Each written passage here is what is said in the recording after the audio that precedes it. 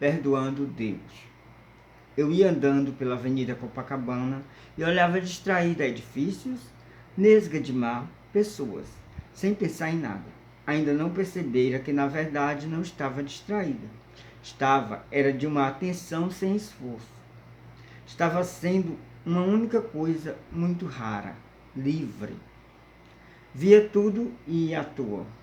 Pouco a pouco é que fui percebendo que estava percebendo as coisas. Minha liberdade, então, se intensificou um pouco mais, sem deixar de ser liberdade. Não era tu de proprietário. Nada daquilo era meu, nem eu queria. Mas parece-me que me sentia satisfeita com o que via. Tive então o sentimento de que nunca ouvi falar. Por puro carinho, eu me senti a mãe de Deus, que era a terra, o mundo. Por puro carinho mesmo, sem nenhuma prepotência ou glória, sem o menor senso de superioridade ou igualdade. Eu era, por carinho, a mãe do que existe.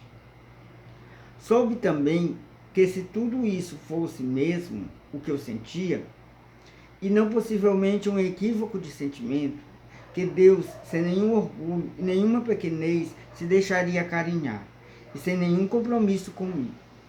Ser-lhe-ia aceitável a intimidade com que eu fazia carinho.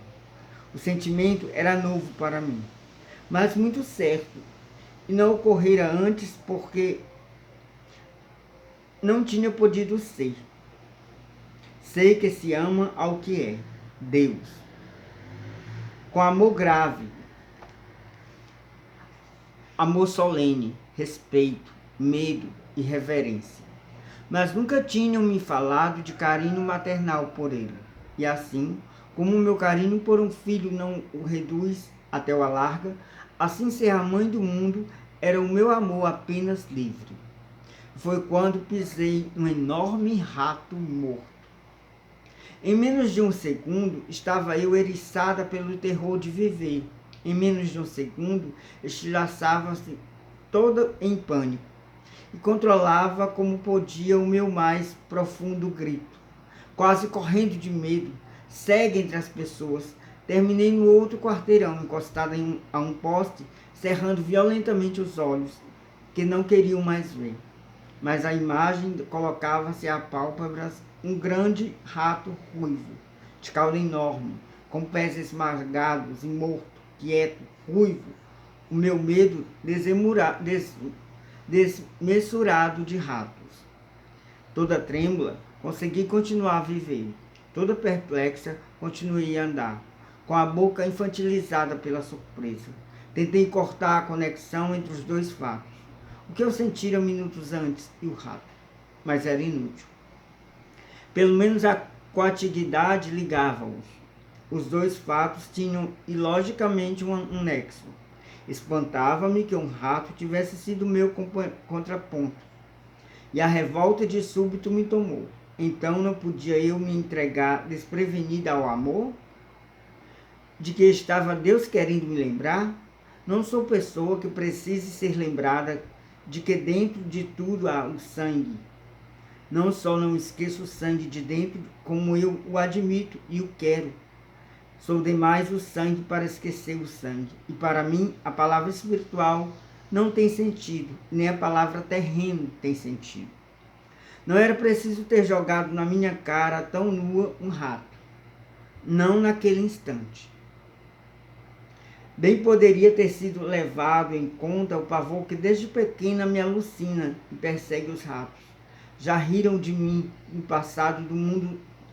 Os ratos já me devoraram como presa e raiva. Então era assim, eu andando pelo mundo, sem pedir nada, sem precisar de nada, amando um puro amor inocente, e Deus a me mostrar o seu rato. A grosseria de Deus me feria e insultava-me. Deus era bruto.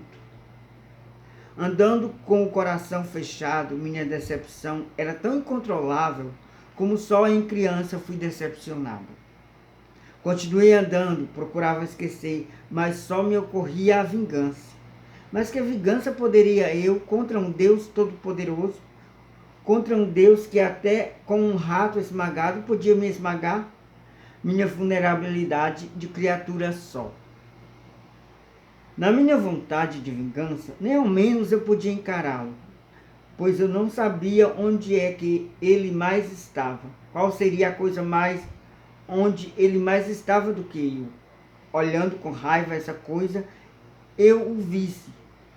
No rato? Naquela janela? Nas pedras no chão? Em mim é que ele estava. Em mim é que ele estava mais. Em mim é que não o via mais. Então a vingança dos fracos me ocorreu. Ah, é assim.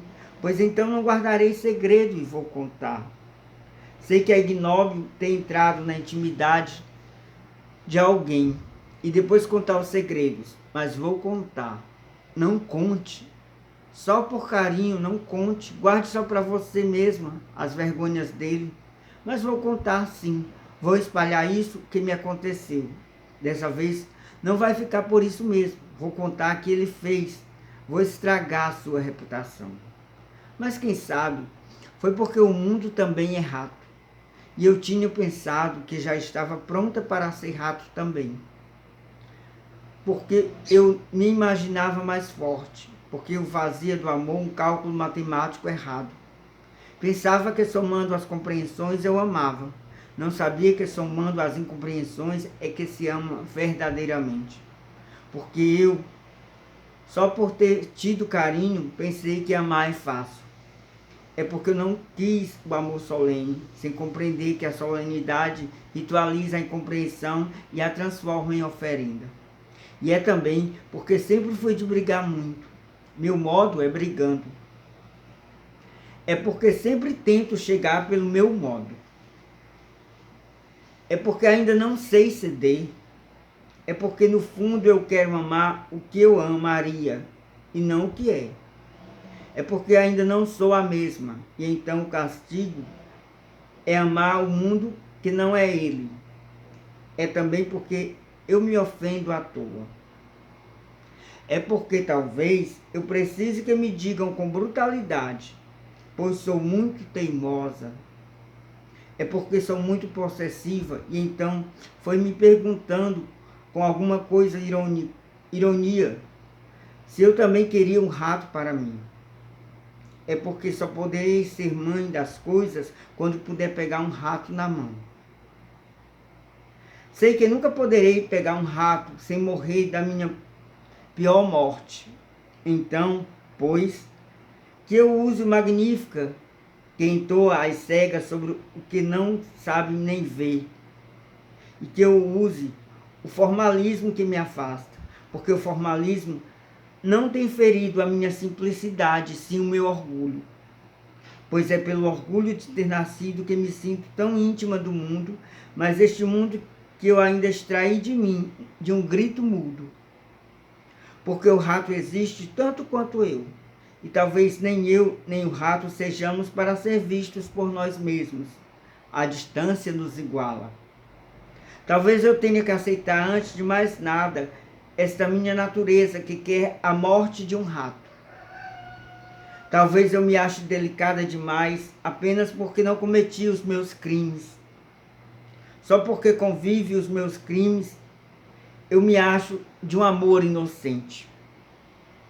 Talvez eu não possa olhar um rato enquanto não olhar sem lividez esta minha alma que é apenas contida. Talvez eu tenha que amar a grandeza do mundo, se não posso amar o tamanho de minha natureza. Enquanto eu imaginar que Deus é bom só porque eu sou ruim, não estarei amando a nada. Será apenas o meu modo de me acusar. Eu que sem nem ao menos ter percorrido toda, já escolhi amar o meu contrário. E ao meu contrário quero chamar de Deus. Eu que jamais me habituarei a mim, estava querendo que o mundo não me escandalizasse. Porque eu, que de mim não consegui, foi me submeter a mim mesma, pois sou tão mais inexorável do que eu estava querendo me compensar de mim mesma, com a mesma terra menos violenta que eu era. Porque enquanto eu amar um Deus só porque não me quero, serei um dado marcado, e o jogo de minha vida maior não se fará. Enquanto eu inventar Deus, ele não existe.